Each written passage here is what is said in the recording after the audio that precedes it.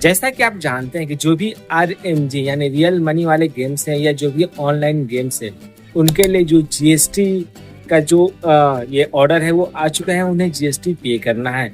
अगर आप dream eleven, rummy, vision 11, माई 11 circle इस टाइप की कोई भी ऐप खेलते हैं तो आपके लिए ये जानना बहुत ज़्यादा जरूरी है कि आखिर जो जीएसटी केस चल रहा था उसमें सुप्रीम कोर्ट ने क्या कहा, क्या आदेश दिया, उसी को हम लोग इस वीडियो में डिटेल से जानेंगे। जो यहाँ पे जजमेंट आया हुआ है उसमें अच्छे खासे पेज हैं, लगभग आपके बहुत ज्यादा पेज हैं, तो उन सब में मुख्य रूप से क्या क्या बातें हैं उसी को हम आगे वन बाय वन बताएंगे। सो आप वीडियो को पूरा जरूर देखिएगा। चलिए वीडियो को शुरू करते हैं। चलिए हम लोग जानते हैं कि जो आखिर ये जीएसटी विवाद है आखिर वो है क्या। तो यहाँ पे जो DGTI, ठीक है, यानी directorate general of GST intelligence, इसने गेम्स क्राफ्ट जैसी जो भी ऑनलाइन कंपनियां हैं उन पे लगभग 21,000 करोड़ से ज्यादा टैक्स का नोटिस भेजा हुआ था। सरकार का तर्क यह था, यानी जो भी टैक्स डिपार्टमेंट था उसका तर्क यह था कि किसी भी गेम में अगर आप पैसा दांव लगाते हैं यानी स्टेक करते हैं, बेट करते हैं, तो वो जुआ और सट्टा के अंतर्गत आता है। चाहे वो खेल आपका गेम ऑफ स्किल हो या गेम ऑफ चांस हो, सब में आपको 28% की जीएसटी देना होगा, यह इनकम टैक्स डिपार्टमेंट का कहना था। ठीक है, गेमिंग कंपनियों का यह तर्क था कि जैसे कि जो गेम्स क्राफ्ट है, प्ले गेम्स 24/7 है, विजन 11 है, इन सब का कहना यह था कि वो लोग जुआ नहीं खिला रहे हैं, वो बस एक प्लेटफॉर्म प्रदान कर रहे हैं जहाँ पे लोग आके गेम्स खेल रहे हैं। ठीक है, इसलिए ऐसी कंपनियां जो भी ऑनलाइन गेम्स वाली जो भी कंपनियां हैं वो टैक्स पे करेंगी, जो भी प्लेटफॉर्म फी होगा उस पे, या जो रेक फी यानी जो कमीशन है उस पे 18% जीएसटी वो लोग दे रहे थे। साथ में जो पूरे प्राइस पूल पर टैक्स का था उसका वो लोग यह विरोध कर रहे थे। मुख्य मुद्दा यहाँ पे गेम ऑफ चांस और गेम ऑफ स्किल के मतलब अंतर पे ही था। जो गेम ऑफ स्किल में यह कहा जाता है कि यहाँ पे जो भी प्लेयर विन करते हैं वो अपने कौशल से विन करते हैं, यहाँ पे अपना दिमाग लगाया जाता है, सारी इंफॉर्मेशन या अनुभव लगाया जाता है, तब जाके यहाँ पे आप विन कर पाते हैं। जैसे कि आपका रमी हुआ, फैंसी स्पोर्ट्स हुआ, जैसे ड्रीम 11 हुआ।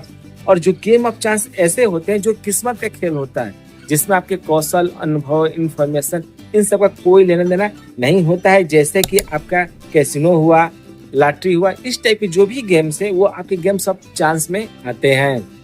दूसरी चीज यहाँ पे कि एक्शनेबल क्लेम यानी दावे योग्य अधिकार क्या है।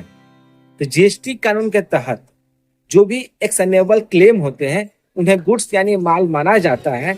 उनका का नाम यह होता है कि कोई भी प्लेयर किसी भी गेम में पैसा लगाता है तो उसके जीतने के चांस पे ही पैसा लगाता है, जो कि एक प्रकार से आपका एक्शनेबल क्लेम है और इस पर टैक्स लगना चाहिए।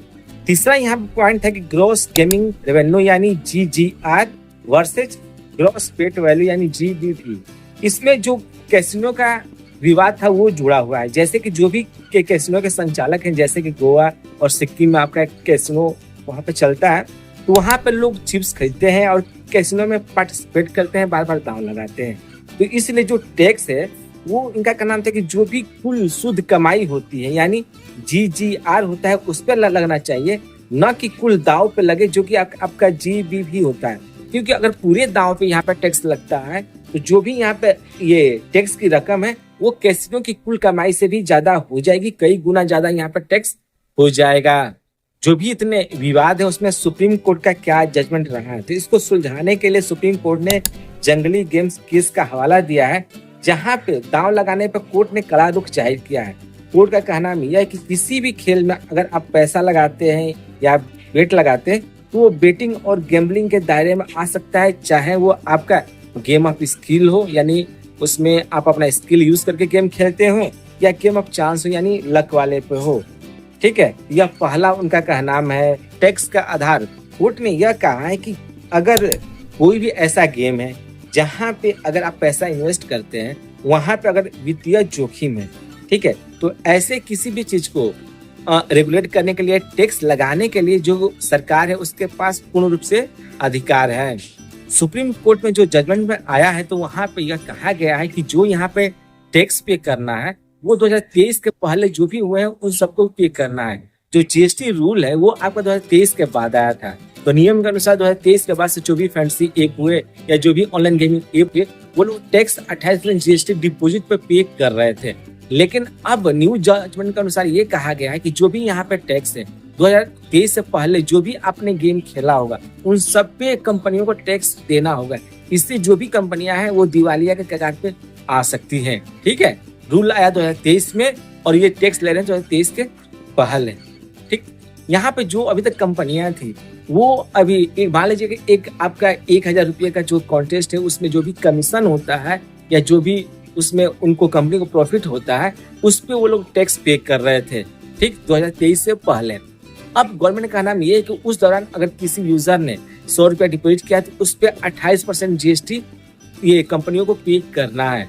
वो अब जो प्राइस पूल था उस कॉन्टेस्ट में जो भी कमीशन थे या जो भी वहाँ पे प्लेटफॉर्म फी था उस पे नहीं टैक्स पे करना है। ठीक है, तो यह एक अजीबोगरीब यहाँ पे ये जजमेंट आया हुआ है जो कि कहीं से भी सही नहीं लग रहा। 2023 में जो भी यहाँ पे जीएसटी रूल आया था उसमें कुछ संशोधन भी किए गए हैं, जैसे कि नया नियम आपका यहाँ पर रूल 31B और 31C ऐड किया गया है, जहाँ पे सरकार ने गेमिंग और कैसीनो के नए नियम लागू कर दिए हैं। अब ऑनलाइन गेमिंग को स्पष्ट रूप से परिभाषित किया जाएगा। यहाँ पे आपको 28% एंट्री टैक्स देना होगा। आप कोई भी गेम खेलें या कुछ भी करें आपको यहाँ पे इनिशियल डिपॉजिट पर 28% जीएसटी देना होगा।